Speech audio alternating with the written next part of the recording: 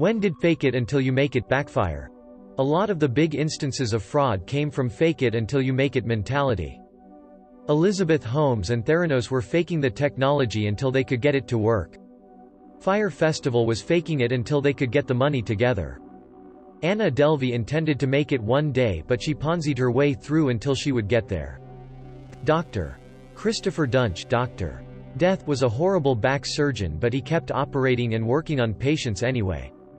I tend to think fraudsters don't really intend to hurt other people, they're just grossly incompetent and trying to cover their asses. I was in a Skype job interview that involved multiple rounds. In one session I talked to person A, then person B, and then person C. During the interview with person B, I was asked to talk about one of my weaknesses. After having already talked about one of my strengths, I explained that I'm very comfortable with creative problem solving, but sometimes I take for granted that the status quo exists for a reason.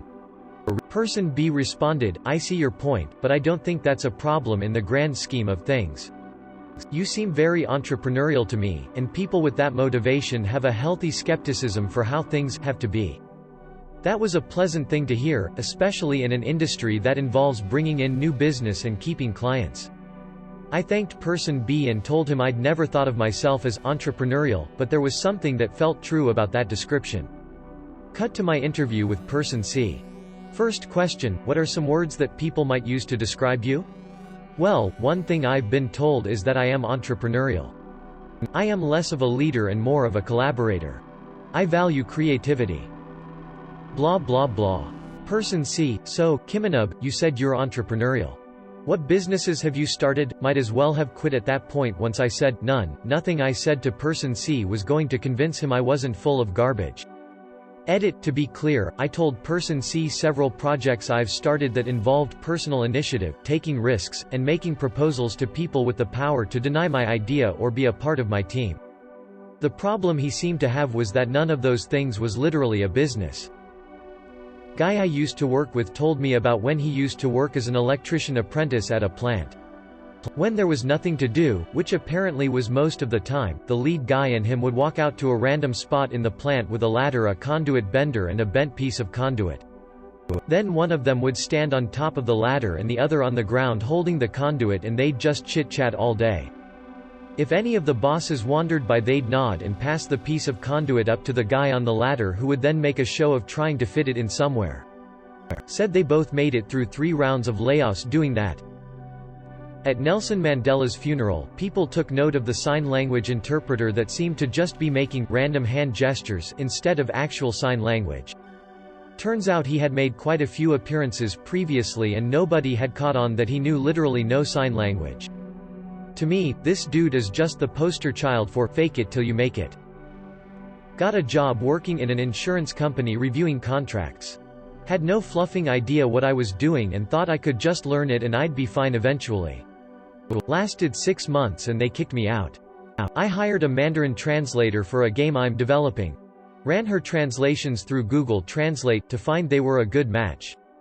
Too good a match. Showed it to a friend of mine who's from China, told me the translator just Google translated everything and that the end result was barely comprehensible.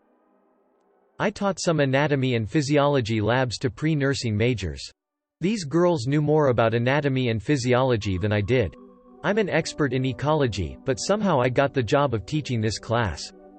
I figured I'd just look at the answers on the worksheets as the semester went on. When I finally got the student feedback, it was a blow to my sense of confidence. About half of them did indeed notice that I had just been looking at the fluffing worksheet answers. Went to visit my older cousin in a big city, small town girl.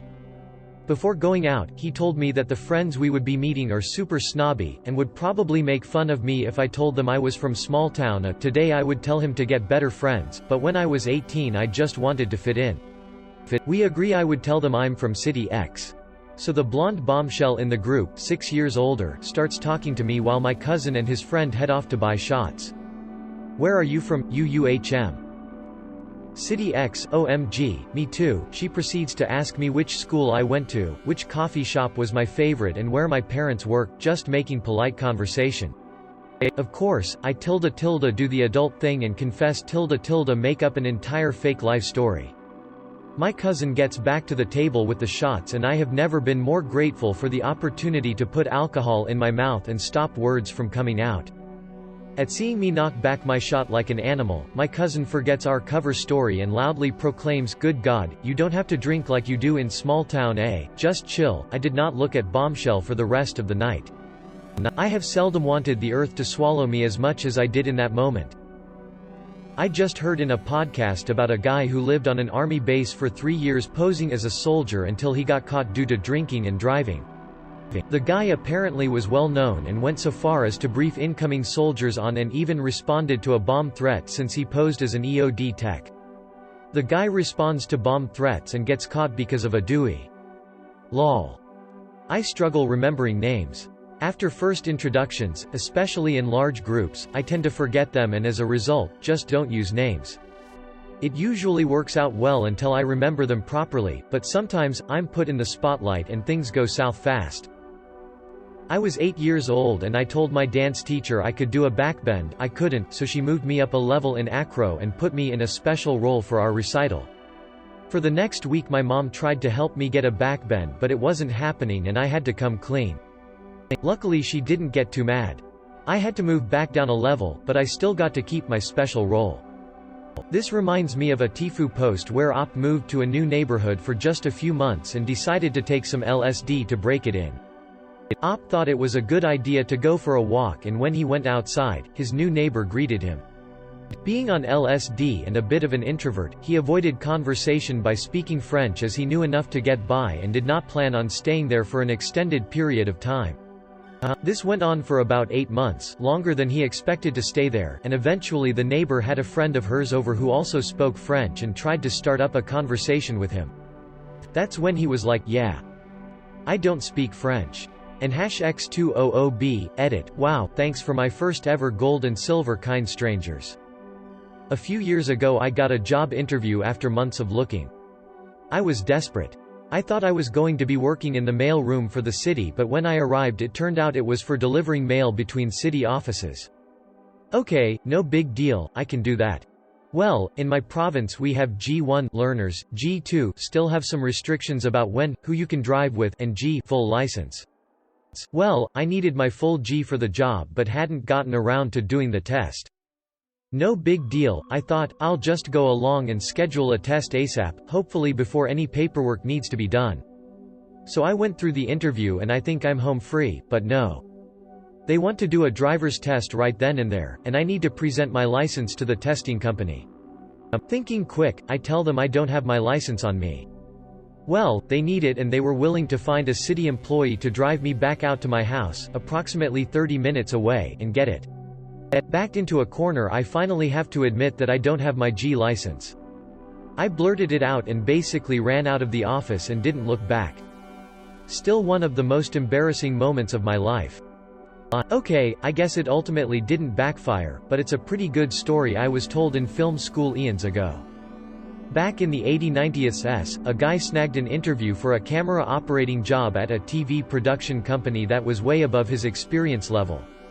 The interviewer gave him a camera, said, "Okay, take this apart and lay it all out for me. You have 20 minutes, and left him there. After panicking for a minute, he walked down the hall, found a technician working and asked him to take apart the camera for him, which he did.